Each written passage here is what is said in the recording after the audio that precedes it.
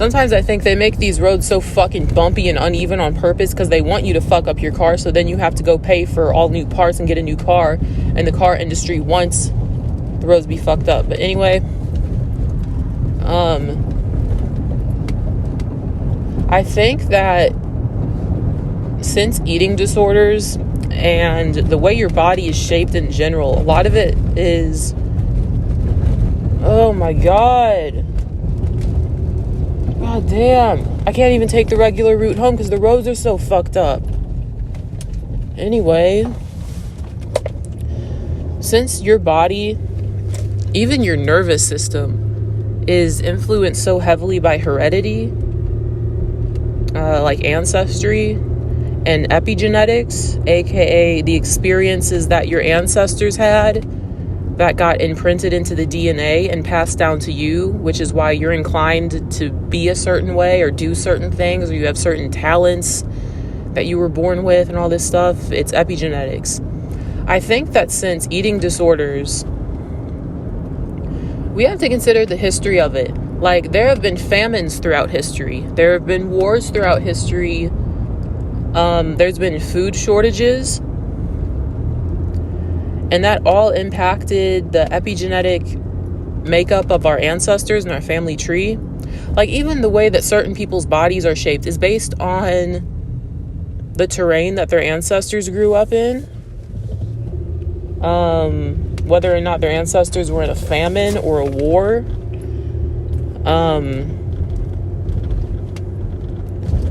The kind of nervous system you have could be influenced by your ancestors growing up in war times. A very nervous disposition, a very burdensome personality, like you always feel burdened and responsible for everything. It could just be because of epigenetics. But anyway, I think with how, look at the beauty standards. This fucking thing is rattling in the back seat. Oh, it's gonna bother me. See, I have a very tightly wired, I get really fucking annoyed by little things very easily, but I'm usually very good in a crisis. It's probably epigenetic PTSD, war trauma,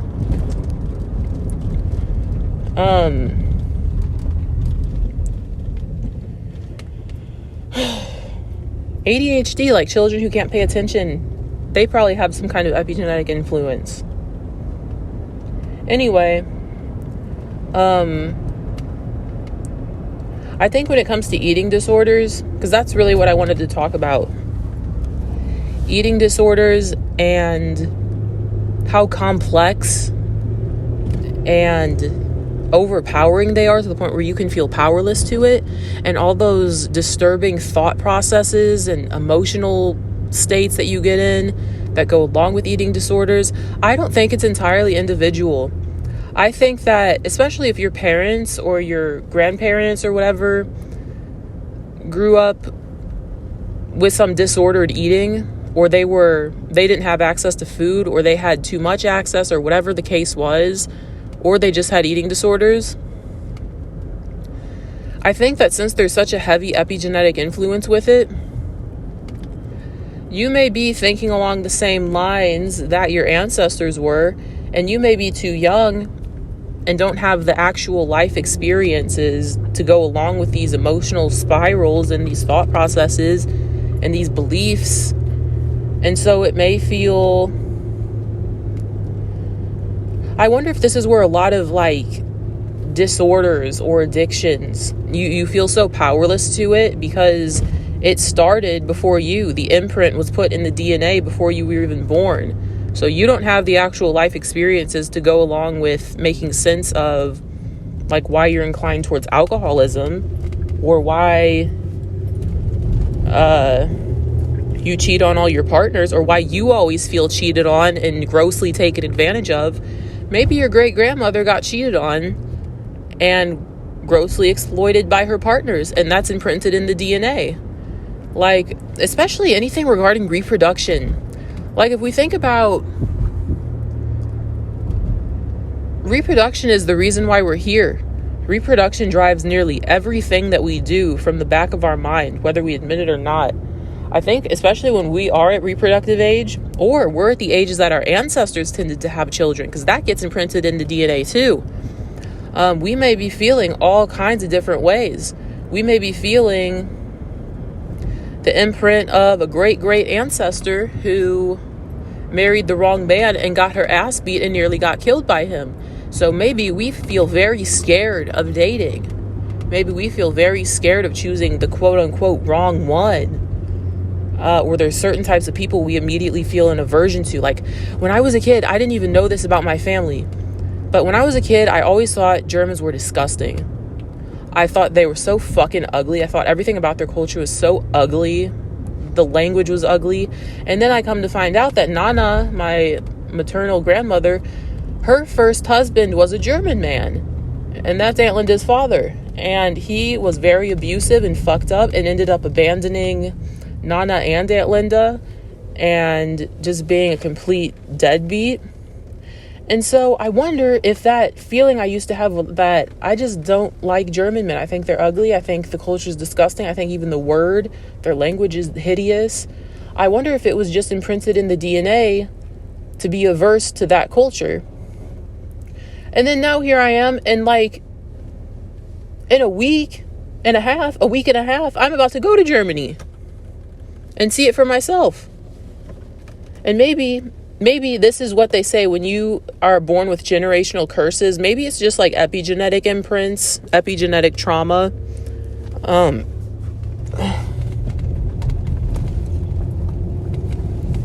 And maybe when they say you're breaking generational curses, maybe it's just that you're healing something in the DNA. You're changing a mutation in the DNA. You're changing something that doesn't erase the imprint that you were born with, but it changes it in a way.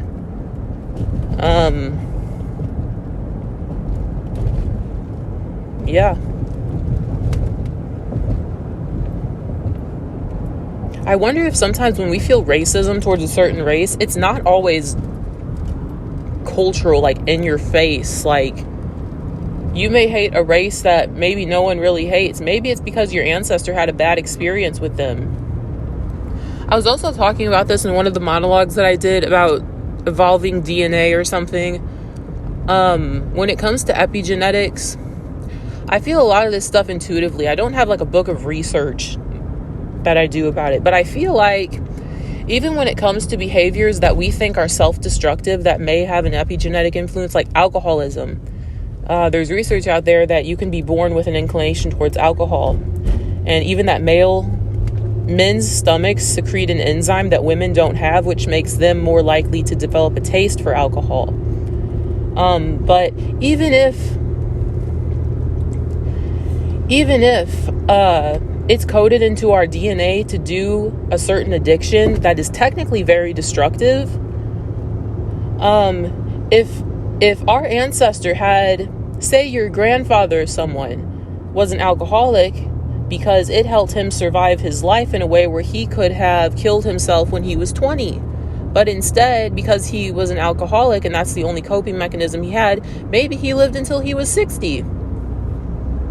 So it may get imprinted in the DNA at just a certain way where it's like you're inclined to develop a certain addiction that actually helped your ancestors survive, even if technically it was very destructive for them in the long term.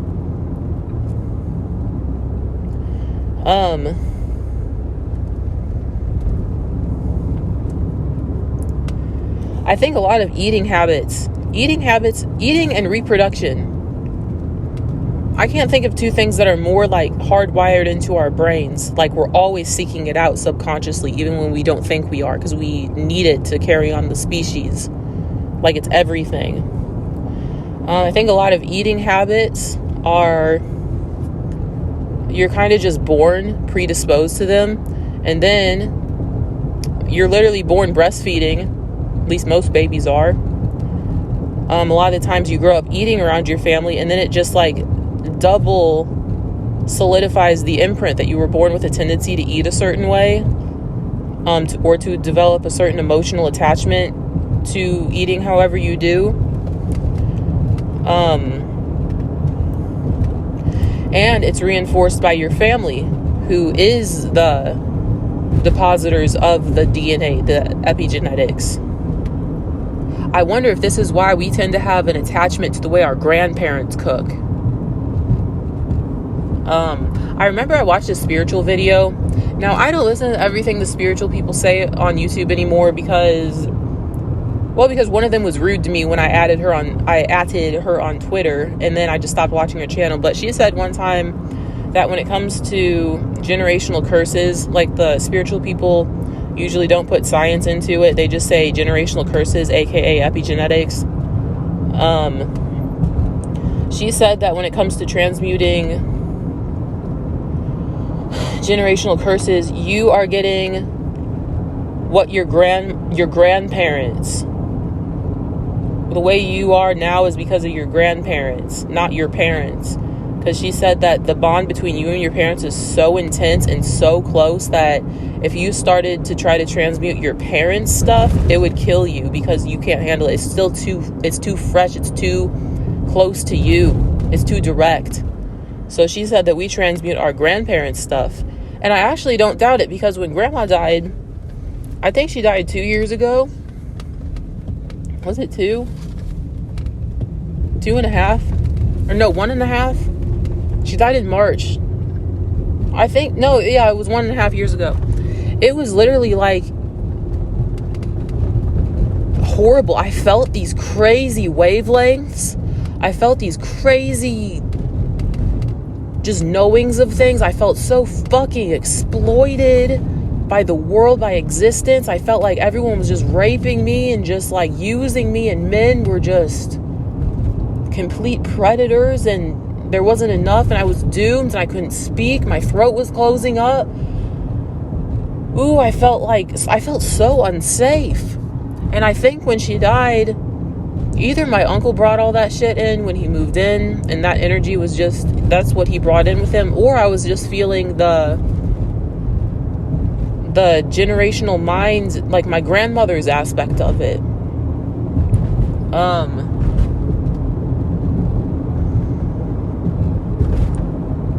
I don't doubt that we do inherit a lot from our grandparents. Also, I wonder if we take heed from the older generations in our family, even if we don't want to, just due to like inclinations we're born with. I wonder if this is why we tend to marry similar people that someone in our family married. Like a parent, we tend to marry someone who resembles our parent or a grandparent, or someone with a certain temperament that would actually marry someone with your temperament and then give them kids. Because obviously, when it comes to a biological point of view, what good is it if you fuck around and get rejected and have nothing to show for it because you're dating the quote-unquote wrong people? Like, obviously, when it comes to a very, just like an animal way of looking at things, you need to be with the person who's actually going to give you children.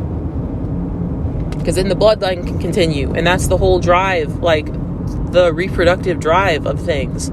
So I wonder if that's why, I wonder if this is why also there's a dating ritual where you introduce the person you're with to your family, meeting the parents, letting them size them up, letting them judge them, letting them decide whether you can be with them or not. I think this does get distorted and corrupted a lot, and your parents can sabotage good partners for you because they're fucking jealous and they wish they could have done it, and they're sexually competitive, or they want to be the center of your world or whatever. But it does have some merit, like letting your family meet the people that you may want to be with, because they would probably know too if that person would be likely to be able to mesh well with you to the point where there could be children that come from it. Or whether they think they're too good for you, or you're too good for them, or you could do better, blah, blah, blah.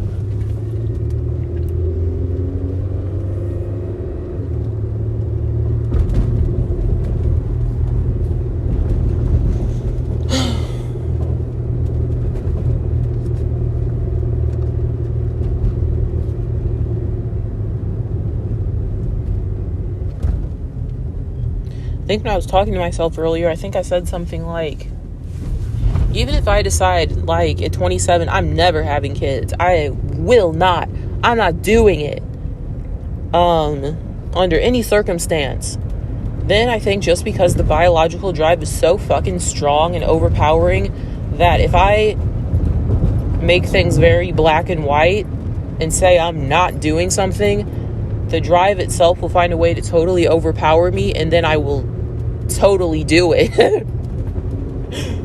So I kind of want to give myself a bit of leeway. Maybe I will have kids. If I'm flexible with things, then I won't break and then do what I didn't want to do. Maybe I will. I don't know. But obviously right now, when I don't know anyone that I actually trust, when I'm just seeing all the fucked up ways things can go, and I'm not in a position to have a child because I clearly don't have a partner, of course I'm going to say I don't want to have a child, because why would I be inclined to have one right now? It's not time. It's not the right position. So I do want to leave some gray area, but as of right now, it isn't no.